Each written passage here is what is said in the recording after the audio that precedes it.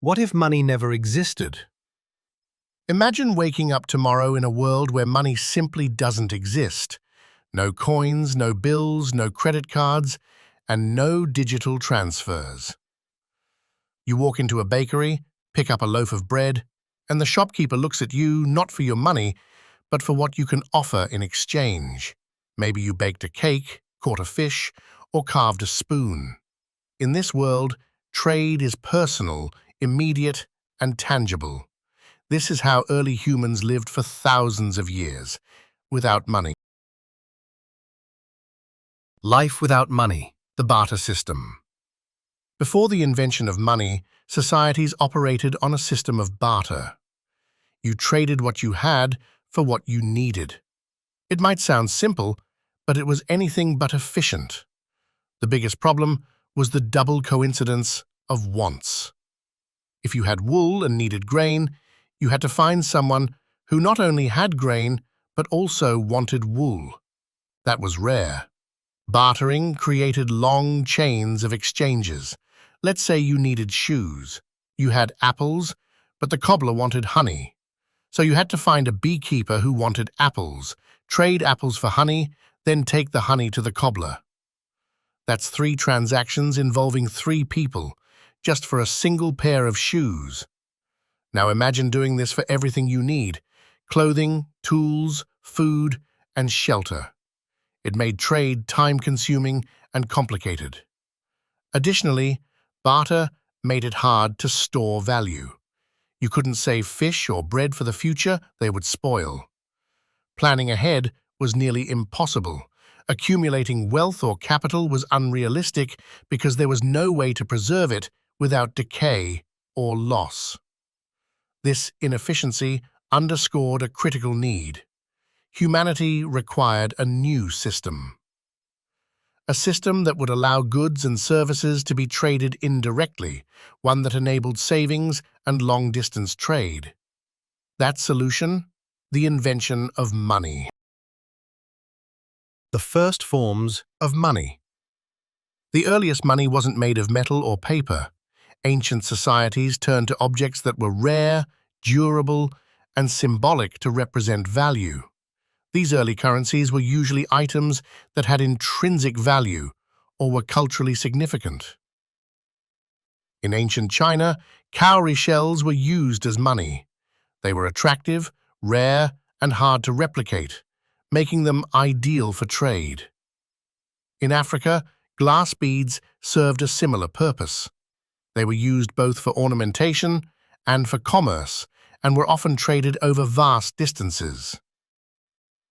On the island of Yap in the Pacific, people used rhinestones, enormous stone discs, some as large as cars. These stones were so heavy that they couldn't be moved.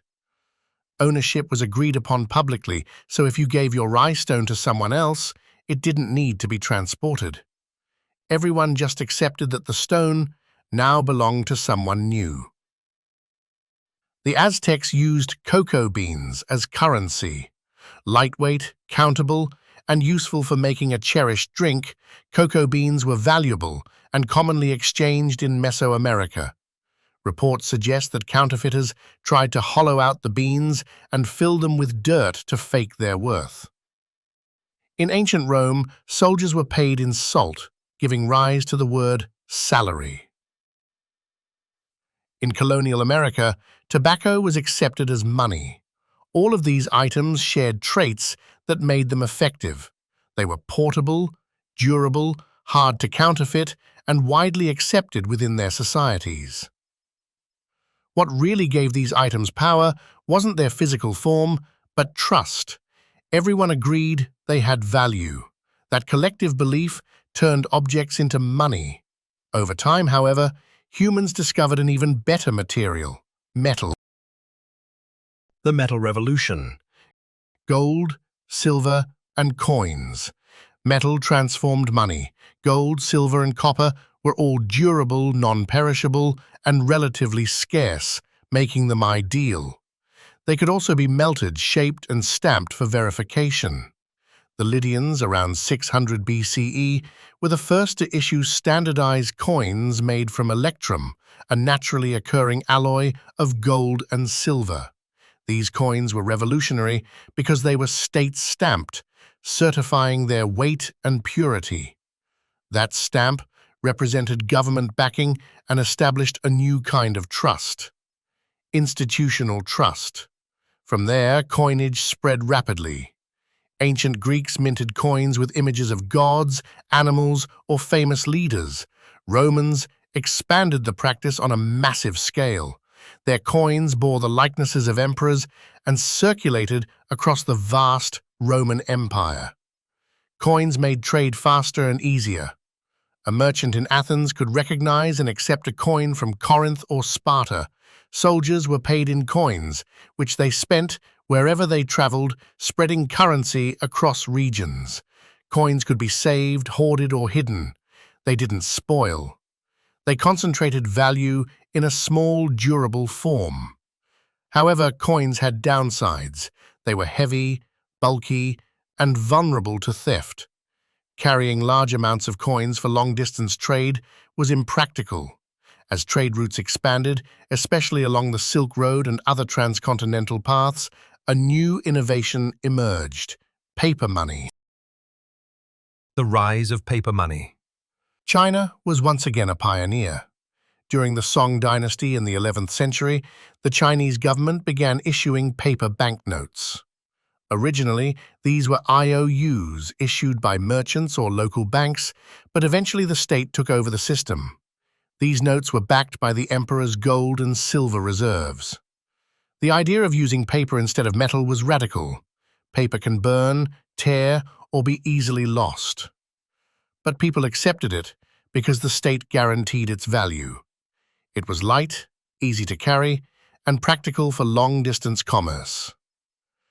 The famous explorer Marco Polo, upon visiting China, wrote with amazement about this system of paper money. He noted that it worked seamlessly in a vast and complex empire. Despite his admiration, Europe was slow to adopt the concept. It wasn't until the 17th century that Sweden issued the first European banknotes. Shortly afterward, England and other countries followed. These early notes were essentially certificates of deposit. If you held a note from a trusted bank, you could exchange it for gold upon demand. But over time, people stopped redeeming these notes. The paper itself began to function as money. The public's faith in the issuing institution became more important than the promise of gold. Money began to evolve into a symbolic system of trust rather than a direct representation of physical value. The birth of modern banking. With the rise of paper money came the rise of banks. People began depositing their gold or silver in banks for safekeeping, and banks issued paper receipts in return. Over time, these receipts became the currency used in everyday transactions. Banks realized something important: not everyone would come to claim their gold at the same time. This gave rise to fractional reserve banking. Under this system, banks only kept a fraction of their deposits in reserve and lent out the rest. For example, if a bank had $10,000 in gold, it might issue $100,000 in loans. As long as people believed the bank could fulfill their withdrawal requests, the system worked. This practice multiplied the money supply, allowing economies to grow more rapidly. But it also introduced risk. If people lost trust in the bank and rushed to withdraw their funds, a bank run could collapse the institution. This fragility led to the formation of central banks, such as the Bank of England and later the Federal Reserve in the United States. These institutions helped stabilize the system by regulating banks and acting as lenders of last resort. Modern banking enabled credit, investment, and economic expansion. But it also deepened the reliance on abstract representations of value. The vast majority of money in the world was no longer gold or coins. It was paper, and increasingly, numbers on a screen. Is money still real? The digital age. Today, over 90% of the world's money exists in digital form.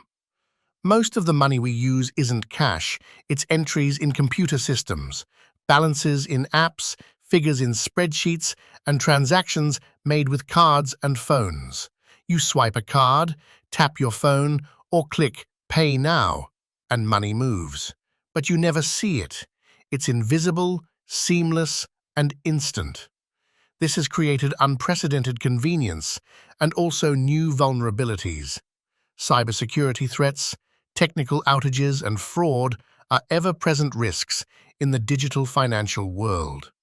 In response to some of these concerns, and as a reaction to the 2008 global financial crisis, a new kind of money was born: cryptocurrency.